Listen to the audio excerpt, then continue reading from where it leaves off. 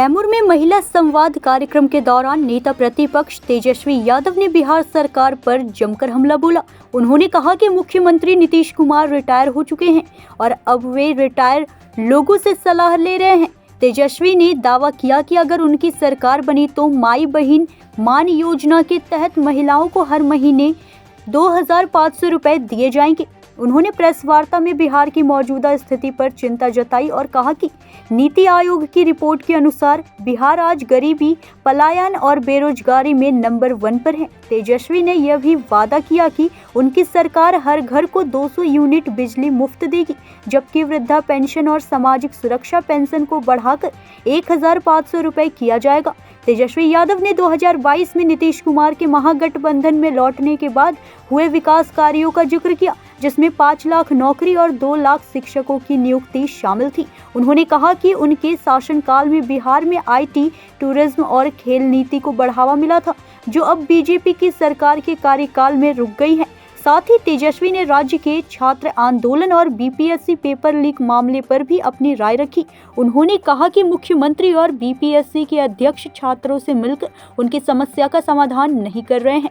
तेजस्वी यादव ने आगामी विधानसभा चुनाव के लिए पार्टी की ताकत बढ़ाने के उद्देश्य से कार्यकर्ता दर्शन सह संवाद कार्यक्रम की शुरुआत की है, ताकि राजद को बिहार में मजबूत किया जा सके। सभी लोगों से बातचीत होगी, संवाद होगी और आप लोग जितने पत्रकार भाई हैं, अगर आप लोगों को कोई सवाल पूछना है तो जरूर पूछें। अभी 4 दिन पहले नीतीश कुमार को लेकर चर्चा हुई थी कि सरकार में फिर जाने वाले, उन्होंने कहा कि अब हम जाने वाले नहीं है, फिर बीजेपी के साथ ही रहेंगे। हम तो पहले से ही कह रहे थे भाई, कौन उनको ले कौन रहा। राजद में मतभेद दिख रहा है। आपके पिताजी कहते हैं कि उनके लिए दरवाजा खुला है, आप कहते हैं कि नए साल में मैंने तो हम राय देते हैं ना उनको, हमने राय दिया है। अच्छा, BPSC जो अभ्यर्थियों पर लाठीचार्ज हुआ, उसके बाद उनकी परीक्षा हुई, बापू सभागार वगैरह हमने जो कैंसिल हुआ था, सभी जगहों पर रद्द करने की मांग कर। अब तो परीक्षा हो गया। उस पर इस आंदोलन को कुचलने का प्रयास किया, डाइवर्ट किया। हम किसी पे टिप्पा टिप्पणी नहीं करना चाहते हैं, लेकिन ये आंदोलन की शुरुआत आप लोगों को पता होना चाहिए कि कहाँ से हुई। ये स्वतः छात्रों ने आंदोलन शुरू किया था। कोई प्रेस कॉन्फ्रेंस में BPSC के लोगों ने नॉर्मलाइजेशन की बात की थी और लोग कंफ्यूज थे, स्पष्ट नहीं था BPSC का स्टैंड। इस नॉर्मलाइजेशन के खिलाफ छात्रों ने सबसे पहले आवाज उठाई। जब छात्र नॉर्मलाइजेशन को लेकर के सवाल उठा रहे थे तो लोग कहाँ गए थे। हम लोग 28 नवंबर को विधानसभा में हम लोगों ने इस बात को उठाया। हम लोगों ने वीडियो कॉल पे लोग बुलाया। हम कटिहार थे, कटिहार से हम आए क्योंकि छात्र नहीं चाहते थे कि इसका राजनीतिकरण हो, कोई पॉलिटिकल माइंड ले। इसलिए जो है हमने जो है इसको पॉलिटिकलाइज नहीं होने दिया। हम भी चाहते हैं तो अपने लाखों लोगों को बुला के बैठ जाते, लेकिन मामला कुछ और होता। ये बड़ी बात नहीं है हमारी लड़ाई। तो सर आप बोल दीजिए सर। हम मिले उन लोगों से, हम भी चाहते तो लोगों को बुला के बैठ जाते, इधर गाइड कर देते, उधर अपना बच्चों के साथ है। और उनसे मिलने के बाद हमने एक बार नहीं 2 बार मुख्यमंत्री को अपने पत्र लिखा। अब आप बताइए,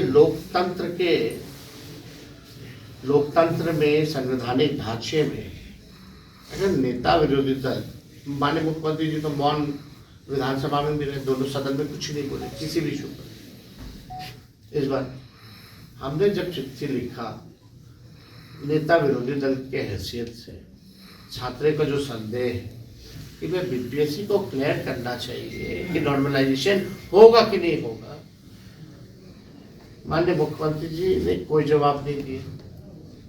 अब आप समझ सकते हैं किसको जवाब देंगे। उनकी जवाबदेही 13-14 करोड़ बिहारियों के 78 लाख रुपए खर्च किया जा रहा है। आप देखो, बिहार गरीब राज्य है और दूसरी तरफ एक यात्रा पर अपने मालिक से बात करने के लिए वो भी नहीं कर रहे। वो उस पे अगर 2 अरब 25 करोड़ 78 लाख रुपए खर्च किए जा रहे, तो पैसा कहाँ है, कहाँ खर्च हो रहा है। ये यात्रा अधिकारियों की लूट की छूट की यात्रा है। ये प्रगति यात्रा नहीं, ये दुर्गति यात्रा है। किस बात की प्रगति आप बोलते? बिहार को अब विशेष राज्य का दर्जा के बारे में माननीय मुख्यमंत्री जी जनता दल यूनाइटेड अब क्यों नहीं बोल रहे? क्यों नहीं भाजपा के लोग अब दिला देते बिहार को विशेष राज्य का दर्जा? चुनाव में तो बोलते हैं, वादा करते हैं कि देंगे, लेकिन जब चुनाव खत्म हो जाता है, सबसे ज्यादा वोट बिहार से मिलता है, सीटें लगातार 3 बार से एनडीए को जाता रहा है एमपी का। कितने केंद्र मंत्री बिहार में, उनका काम गिरा दो ना, बिहार के लिए क्या किया। शायद बिहार के लोगों को पता ही नहीं होगा कितने केंद्र मंत्री, या यहाँ भी जो मंत्री है उनका भी नहीं पता होगा कि कौन मंत्री है। ये हालात है। तो पूरी तरीके से सिस्टम यहाँ जो है अफसरशाही काबिज हो गया है। माननीय मुख्यमंत्री जी टायर्ड हो चुके हैं और रिटायर्ड अधिकारियों के साथ वो सरकार चला रहे हैं। तो अब लोगों का भरोसा उन पर से उठ गया है।